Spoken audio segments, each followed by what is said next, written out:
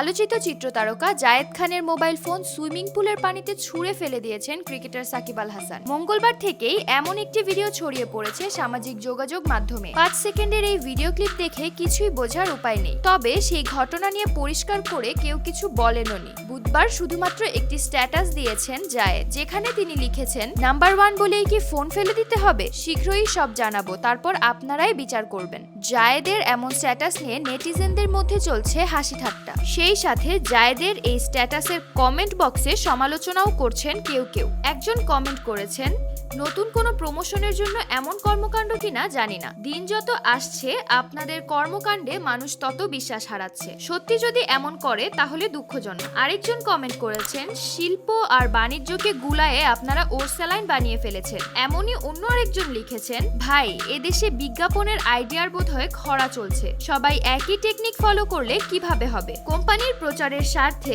নানা কৌশলে পণ্যের বিজ্ঞাপন দেখা যায় আজকাল। সম্প্রতি ভিন্ন ভিন্ন কৌশলে পণ্যের বিজ্ঞাপনে অংশ নিতে দেখা গেছে ছবিজ অঙ্গন থেকে শুরু করে তারকা ক্রিকেটারদেরও। জায়েদের সাথে সেলফি তুলতে গিয়ে ফোন জলে ফেলে দেওয়ার ভিডিও ক্লিপটিকেও কোনো একটি বিজ্ঞাপনের পূর্বাভাস বলেই মনে করছেন অনেকে। এখন দেখা যাক সত্যি কোনো বিজ্ঞাপনের শুটিং ছিল কিনা। তাবাসসুম মারিয়া, বার্নাবি নিউজ।